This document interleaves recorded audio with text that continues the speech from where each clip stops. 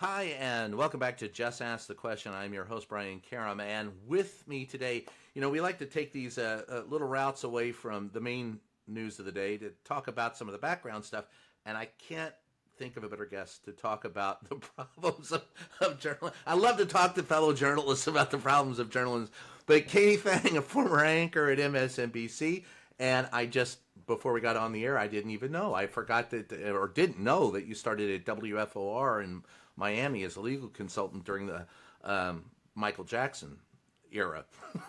but Yeah, it was his second pedophilia trial, which saying that out loud just doesn't sound right. But yeah, I was a prosecutor at the time, so I was prosecutor by day and legal analyst by night, although really it was all day long kind of an experience. But it was my first foray into TV, but for a number of years thereafter, I straddled being a full-time lawyer and doing the occasional TV stuff. So that was my very wow, first introduction to television was back in, gosh, 2005 for that yeah. trial.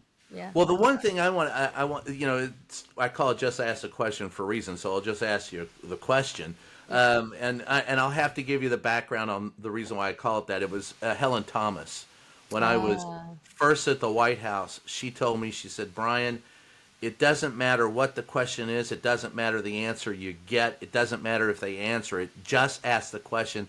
That way they can never deny that it's on the record. So I've kind of tried to follow her. And then, of course, I followed up with the punchline that Sam Donaldson told me, and I'll tell you how to yell it so that you can get it heard. But well, it is an art form, which is why I've always been impressed with the work that you've done. Although I would say, though, Brian, I think the follow up, so maybe it's yeah, just ask the question and then, subtitle and the follow up, because I yeah, feel like the follow up doesn't get asked. And that's what's failing, I think, often. consumers of media right now is the lack of follow up right now. Oh, that's where I want to take the. Where do you? So the question is, and just asking the question, Yeah. what's wrong with the media today? How much time do we have? So I'll be really fair here, Brian. Like, I have always been proud to say that I actually didn't grow up in journalism, and not to disparage journalism, but to just let people know, like, I didn't go to broadcast journalism school. Like, I did not have any delusions of grandeur that I would ever spend any time doing TV in this way or be in media. So in some ways, I get to go into it with a lens that's completely unadulterated, right? So I know that, for me as a lawyer, you either have it or you don't when it comes to evidence. And the law is pretty black and white because you can argue it as an advocate for a particular position, but the law is supposed to be pretty black and white. When it comes to journalism, I find that it's become kind of an ill-defined industry space because, one, there's various types of journalism now. I think you've got the traditional kind of what you and I were jokingly trying to figure out what legacy media is, but you've got linear TV, cable. You also have newspapers, right? I'm talking, like, for me, old school journalism is what I would Yeah. call it, and the things that I relied upon when I was growing up: local journalism, local papers, local TV, local media. And then now everything is kind of having a huge digital footprint as well. And that is kind of the new frontier of information consumption, less content moderation, more opportunities for just anybody to have their voices heard, which is very democratic if you think about it. It means the town square now is bigger and more inclusive. But it also means that you need to have a more discerning consumer of the media. And I think people's critical thinking skills have failed them profoundly. And so you have this proliferation of available information, a good percentage of which is not accurate or true. And then you also have a failing, declining, ability to critically think and assess the information at the same time. And I think that makes for the perfect storm of where we find ourselves, which is a total shit show. Yeah, it was. Well, I could start quoting George Carlin, but you've kind of paraphrased him in a couple of. Think of how stupid the average person is, and realize half of them are stupider than that. And then the owners of the country don't want you. Just they want you just smart enough to operate the machinery. But that your point about legacy or corporate media or old style media. I mean, where do you ever see us being able to get that back? The abilities, because what I find, and I'll go back to what you said about law. Let me preface that. Sure.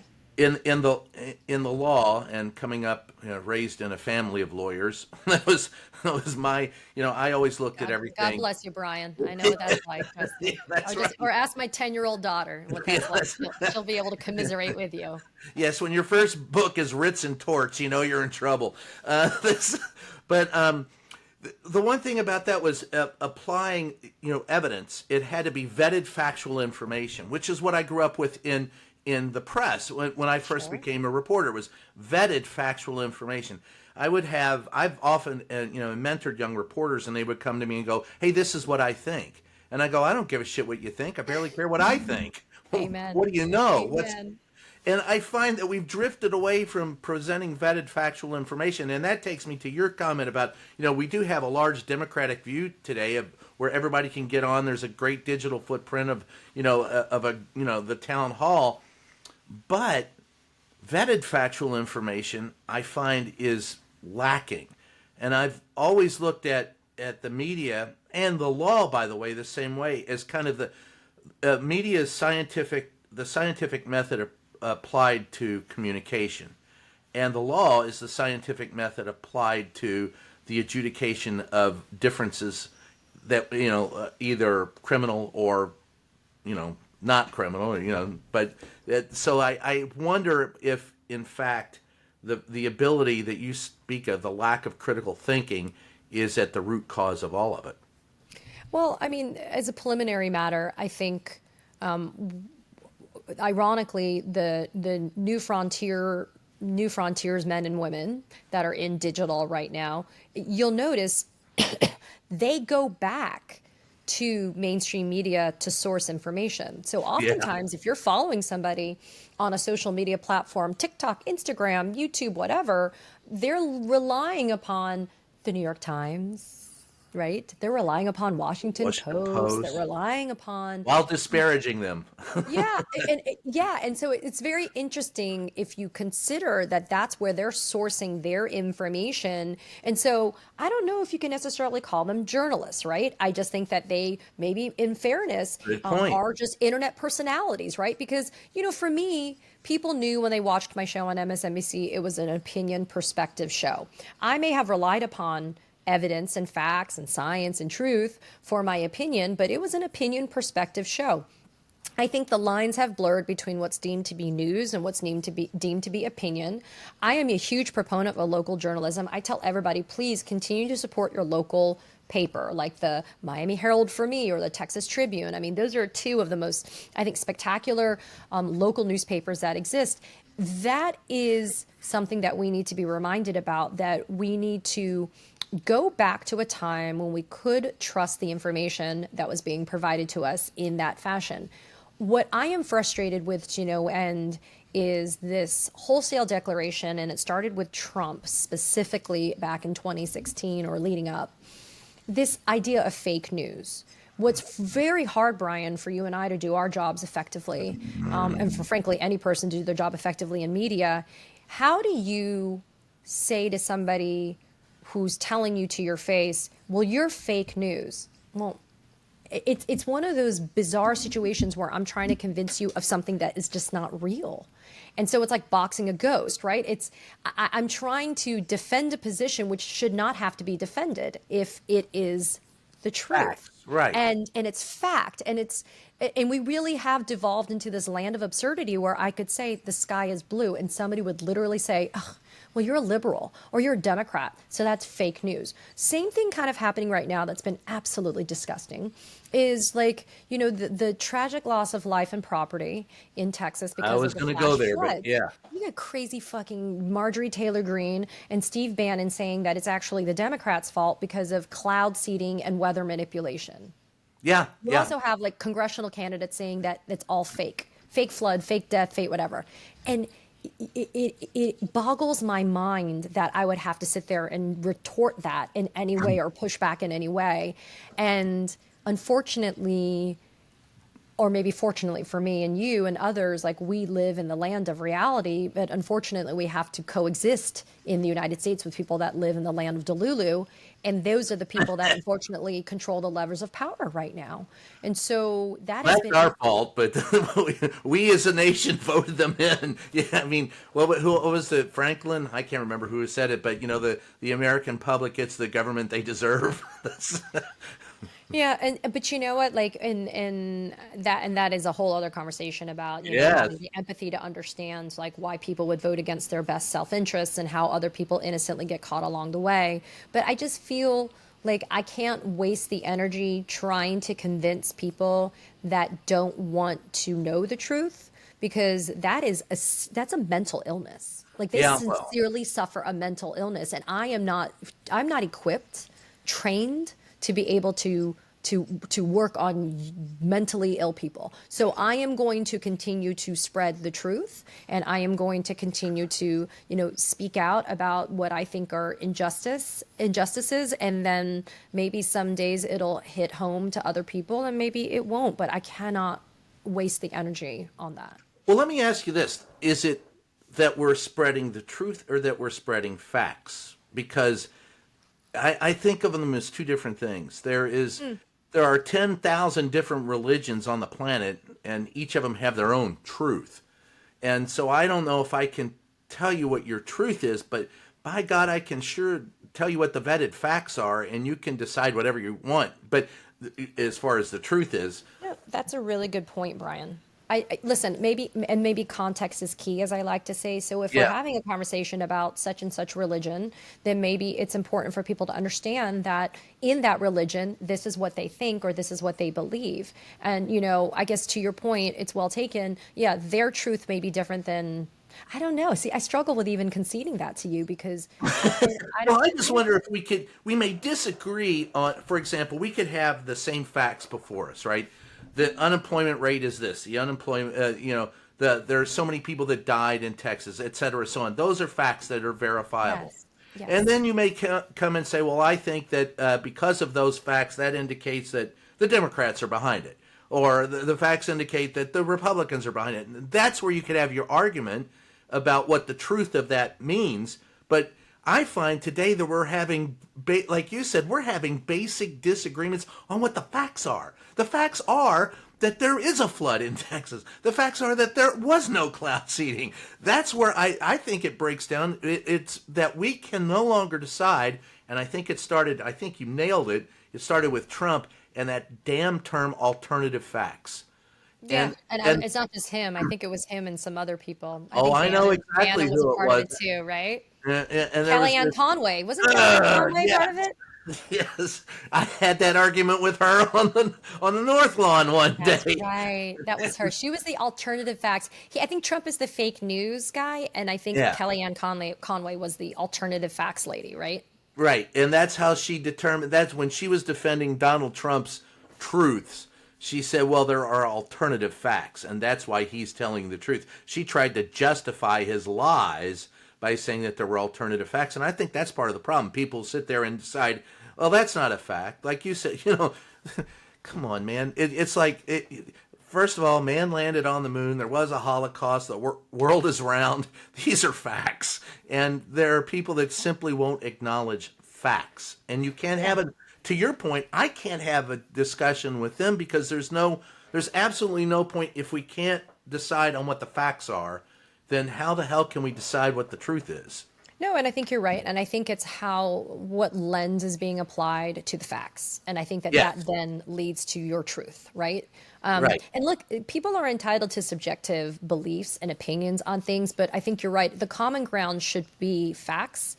And then the spinoff from that is, well, I don't believe that that works, or I don't think that that See, should that's be. like a court argument, right? Here are the facts. Now the prosecution is going to say these facts mean that your guy killed the guy, and they're going to say no, those facts are not enough to prove that my guy killed the guy. Well, and I appreciate that because that leans into my former job as a prosecutor, right? So and we've had people And what I worry about, Brian, is things that used to be fringe are now not fringe, right? So, Yes, and I hate to use this example because it really just guts me, but Sandy Hook is the perfect example, right? When you covered it. have dead children, right, Brian? And Yeah. then you have somebody like Alex Jones saying that they're not really dead, that they're crisis actors, and the parents are not really suffering because they're crisis actors. It's like, how do you reason with somebody who does not agree with you that the basic facts are there are dead children as a result of Adam Lanza? Like, I don't understand that mentality. And I, again, am beyond trying to I'm beyond trying to understand it too. It's all about I'm money. just over it now. I just don't think that it's worth the oxygen. But the terrifying thing is, again, those fringe kind of 9/11 really didn't happen. People like Yes, they are now like mainstream fucking people, and that's the part that makes me worried about how we move on collectively as the United quote unquote States of America. I that's that a good. Well, I mean, to your point, that's like the guy who's in charge of Health and Human Services in this country has a brainworm and decides that vaccines aren't a good thing. I mean, to me, that's And now we have the highest rate of measles that we've ever had since they've had a yeah. vaccine. After That we is declared it was crazy. dead, that measles was gone. That's Well, and what's fascinating is, and I know we're going a little bit kind of like down the rabbit hole on this, but there has always been an understanding that your religious beliefs may have you not agree to the vaccine, right? right. There are certain belief systems within which you may ascribe that would not support you giving the vaccine to your children or you yourself getting a vaccine. But what was the underlying facts were that the vaccine worked and that it was not doing the things that RFK Jr. says that it does.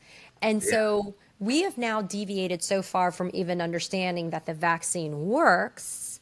It's more now it's not just my belief system wouldn't allow me to do that or I'm not going to do that. Now it's the vaccines don't exist or they don't really do that. Or they And have maybe it's DNA choice. trackers so that the government can follow you, or they're made from they're made from dead fetuses. It's just some wackadoo, and for you and I, it's and people listening, this is some wackadoo shit. And yet now wackadoo is the norm for an entire I want that on political a party. T-shirt. Wacadoo is the norm. Well, you and I can trademark that. But it's now the brand for an entire major political party with millions of people who have voted for the irony, they are now the fake news alternative facts party. So Yeah. now they have voted for alternative facts and fake news. And that is the greatest irony about all of this. For all of their screaming, and what is it? They say every allegation, every accusation is a confession. That's Yes. them. That Yeah. is them, 100%. It's Do you wild. think it helps? I mean, here's the problem I have going forward is the us and them mentality. Particularly, now let's go back to the flood.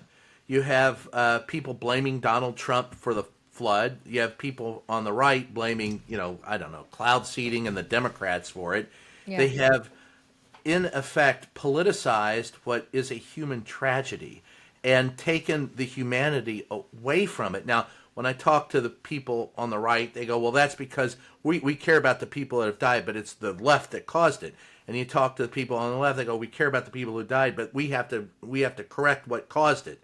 And I have interviewed a lot of parents of dead children.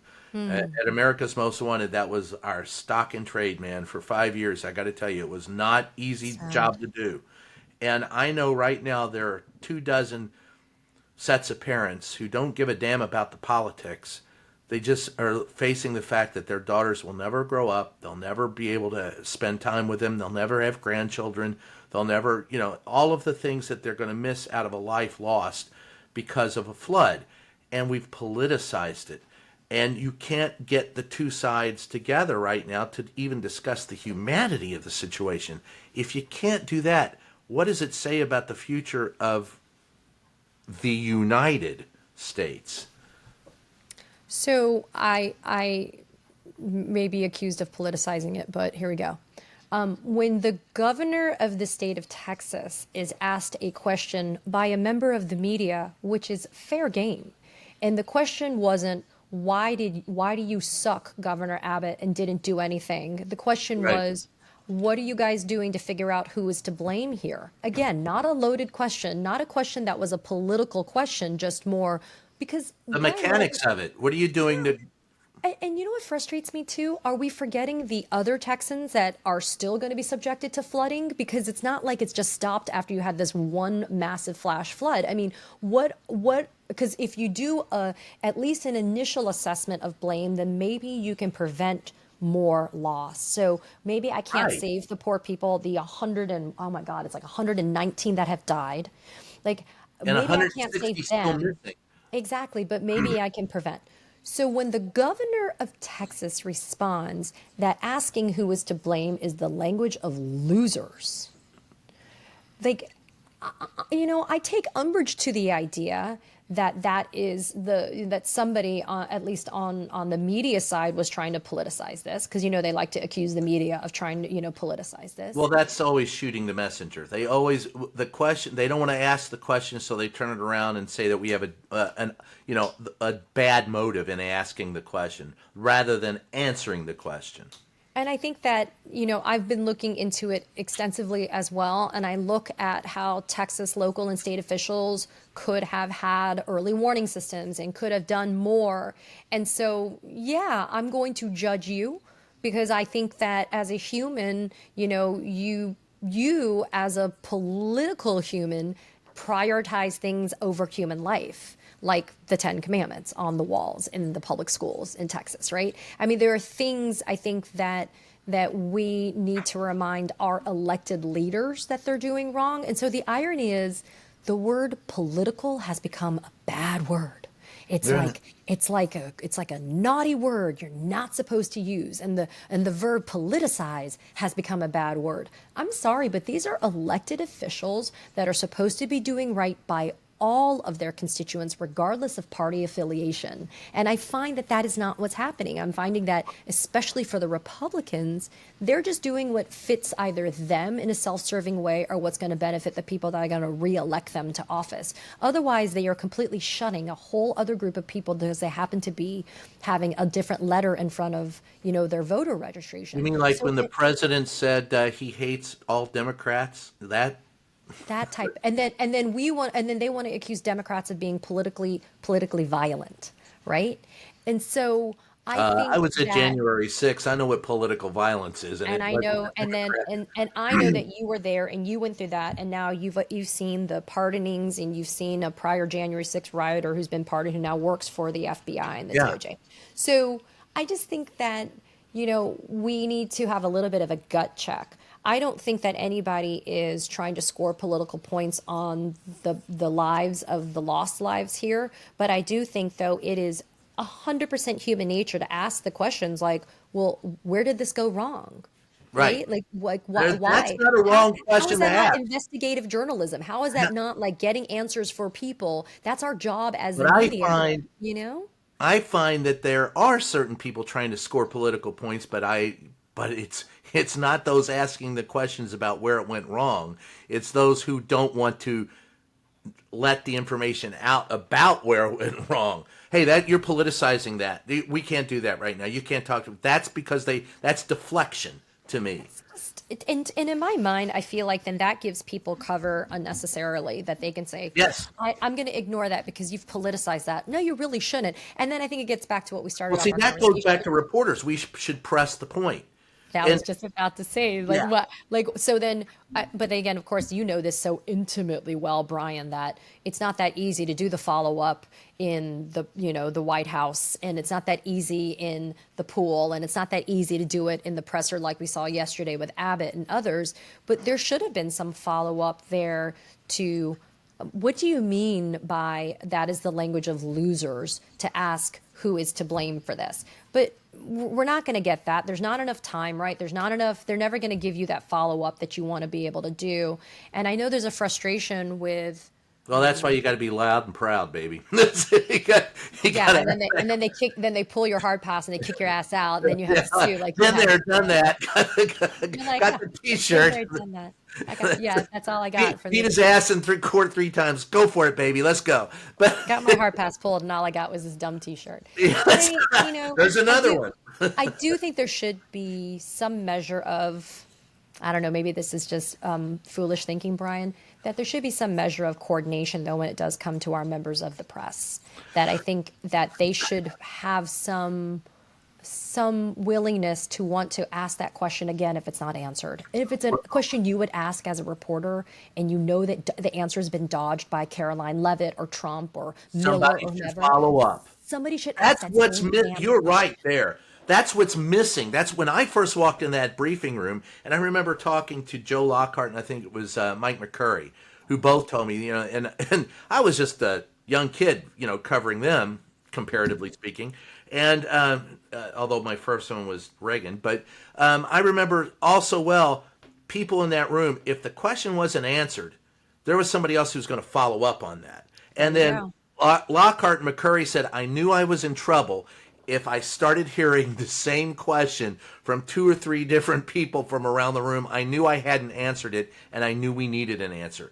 This group doesn't really care whether they give an answer. When you have, and I find, the claims of transparency and honesty in this administration to be loathsome. If you're going to come out with a presidential PEP secretary saying that Donald Trump created the motto, peace through strength, you have absolutely zero credibility.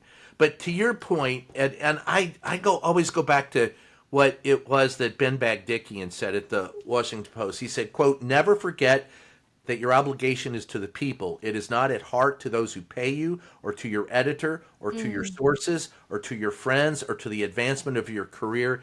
It is to the public. And I used to try to remember that every time I was in the briefing room. And you've got to be willing. I think that I think it's a lack of experience in the reporters in the briefing room. I I feel like for Trump 1.0, the core was different. And you can correct Yeah. me if I'm wrong, but I do feel like there was a different tenor and tone to Trump 1.0. Yes, I I agree. think I think there's more of a, and by the way, this is not an indictment of the hardworking members of the press corps, right? That are working currently. But when you see something like Caroline Levitt letting Marjorie Taylor Greene's boyfriend from whatever fucking outlet he's from, I have no idea, and you let all those far right, crazy ass MAGA people come in under the guise of being the media, and you have all of this staged stuff that's going on in the press briefing room. I think those reporters and journalists that are from legacy media or from the traditional media outlets, I do think they have a bigger obligation now because they really are the outlets that are supposed to be delivering the truth. I will go back to that word and the facts to the American people. And I think there's almost like they've resigned themselves to the fact that Trump 2.0 is crazy, but that shouldn't be coloring the way that we're looking at it. In I fact, that agree. should motivate you more to I want to agree. drive towards the reality and the facts and the truth. It shouldn't be like, okay, I know crazy's going to come and brush it off. It should be like, that is an insane answer to the question I just asked you. How many arrests have been done, XYZ, or point to the exact conviction for Kilmar, Obrego Garcia that was the basis for this, something like that. And it's just not doggedly chased anymore. And again, I don't think there's the coordination I think would be great. So anyway, I mean, again, I know I have that privilege of critiquing from the outside looking in, Brian, and I know it's something that you actually lived, but I do I think agree I'm with sharing you. that frustration with people right now. If I were in that briefing room today, I'd be the first one who would probably be, have my press pass yanked again or have somebody scream at me, shut up and sit down. But I don't care. The bottom line is, if I'm not doing my job, if you're not there, it was Sam Donaldson who told me, he said, Brian, I don't give them any grief for trying to put their best foot forward. That's their job. My job is to try and figure out what it is that's actually going on. And we've abandoned our end of that equation. And I'll also say, out of all the presidents I've ever covered, there have been plenty who have stretched the truth. and there have been plenty who have, embellished, but there's been no one like Donald Trump when it comes to wholesale inventing of facts, and stacking the deck He with his is fake sycophants. news. He's Yeah. fake news. They're all alternative facts. That is, again, the irony of ironies now. What would you do if you could fix the press? What would you recommend for fixing the press's problems today?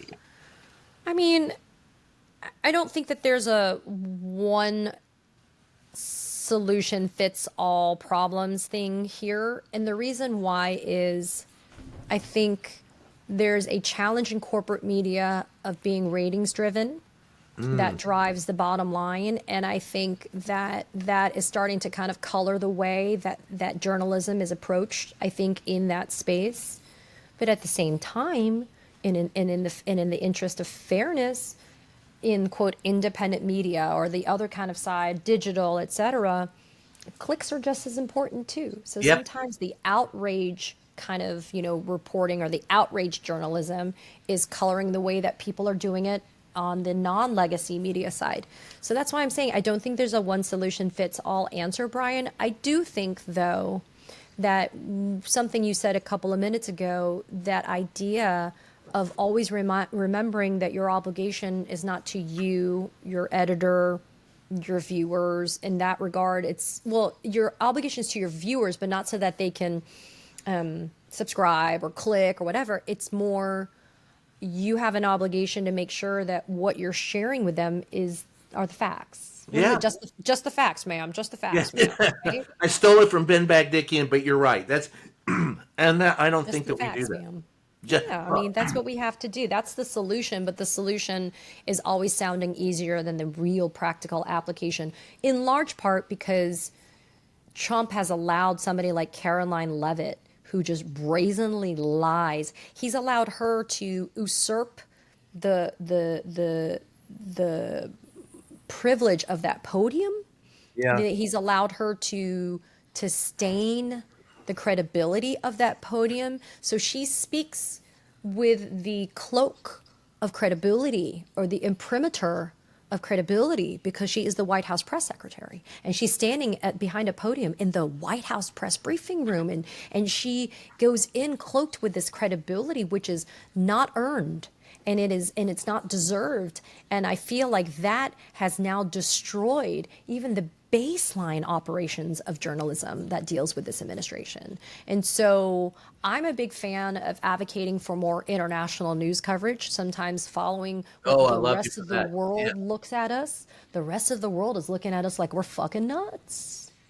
And I feel like Americans need to know that. I feel like Americans need to know because But maybe Trump that's says the love is something. back, the respect is back. People love us. They fear us. They respect us. I go outside of this country, and the first thing they do is look at me and go, "What the fuck's wrong with you people?" And you know what, and listen, maybe maybe MAGA doesn't care, but a lot of us do care. And I do think that we're slipping in our standing in the world, and it is squarely the fault of Donald Trump and Republicans. And I do think that we need to have more, I think, more critical thinking, but I also think we need to just have more constructive kind of views of how we're being viewed and what we're doing. And that's why I think we should be trying to consume information that's also from an international standpoint. If as we come to the, and I want to thank you for the time. This has been Of fascinating. course. I could do this all day long. By the way, this is a great conversation. I guess as we come to a close and take a look at things, where do you have hope for the future of journalism? Do you think that and I'll say this. I'll lead it off this way. If online if online journalism is real journalism, I'd like to see a few more copy editors. And if we had those, I think that would give me far more hope. And I hate editors, but and having been one, I say that. But do you have hope going forward for journalism, and where do you see it, if you I do? I do, and the reason why is the attacks by Trump on media and journalism as the fourth estate goes to show that we still have power and that we still have the ability to influence, because if he didn't think that we were a threat, there's no way that he wouldn't be coming after us the way that he always has, right? I think that means that we're still relevant and we have salient information and that we are considered to be vessels of truth and vessels of facts. And I think that that means that there's still a future. But from your point too, I do think though that we need to probably go back to the basics of, and again, it's local journalism for me. When I was growing up, Brian, there was an area that was national news, was usually my A section. My B section was local. My C was usually sports. And then my D was kind of like lifestyle. And you had the funnies, you had the obituaries, you had the horoscopes, you had the movie times for all of you young ass people. They used to put the movie times in the newspaper. Like there was a clearly defined area that was opinion. Right. Editorial. It It's was called actually op-ed. labeled opinion, editorial and opinion. Yeah. Yeah. Op-eds. And I feel like that's where we need to find our way back to for us to be able to kind of have some modicum of maybe getting back to where we find the common ground on what the facts are. Yeah. And then you can have competing opinions based upon the facts, but those would clearly be living in the opinion editorial area, the op-ed section. I don't know if we'll ever be able to go back to that, but I feel like if we all kind of strive to be there as journalists, then I feel like that's a good thing. I feel like that would be a way for us to kind of very proudly hold our head high and say, I'm delivering you the facts. It is unadulterated. You may not like what you're hearing, but this is what I am telling you. Take it and think about it and, have a different opinion on it. But what I'm giving you are the facts. And I think we have to be unapologetic about that when we're journalists and we do this. Yes, and I think we have to be worried about pissing people off by saying it. We just have to say it. Yeah, and we have to edit out our opinion in those news articles and make sure that the opinions are populated on the opinion and editorial section. There is, I'll give, here's to your point, a couple of facts that I'll throw in for consideration. There was a study done by, I think it was Paul Ferry from the Washington Post, and he did it for the Medill School of Journalism. There are 45% of the counties in this country, 45% of them, I think that's the right figure, 40-something%, do not have a local news source. And among those counties, there's vast information and news deserts in this country where local news is not reported. And in those counties, Donald Trump won 91% of those, most of them by a landslide in the last election. So you're proving my point about I've gone beyond wanting, Brian, high information voters. I now say on my Substack and on my YouTube channel, I want a high information American. I don't even give a shit at this point whether or not you're the voter. I just want you to be able to be a contributing member of my country with high information. Yeah. That's what I want. Critical and to your point also, if you get a chance, folks, I always say buy a local newspaper. They're cheap these days. You can get them or start your own, because I do believe that there is still room for the printed word. And I find that, and I testified in Maryland in a state house years ago. I picked up a copy of the newspaper from 1855. I said, this is why you need to give us the tax breaks and why we need, certain things as a newspaper. I said, and I held up the paper. I said, this is from 1855. You can't hack it. You can't change it. It's finite. And in a court of law, that holds sway. I can go into the internet and I can hack into it and change all of the information, and you'll never be able to find it. Look what Elon Musk is doing with Grok or whatever, his AI thing. He's now programmed it in a way where it just spews stupidity and falsehoods and lies. Yeah, much like him. Well, it's, what is it like? Eventually the dogs look like their owners. Although I'm a huge dog fan. I'm a dog lover myself. I'm starting to look like my dog. No, I don't. Dye my hair blue. I have a 150-pound American bully. I don't want to look like him, but yeah. What was the meme that I saw recently? Was it? I can't remember who was attributed to, but it was Elon Musk wants to impeach Donald Trump, and Donald Trump wants to deport Elon Musk. Why can't we have both? I know. Why can't we all just get along? BOGO, buy one get one free.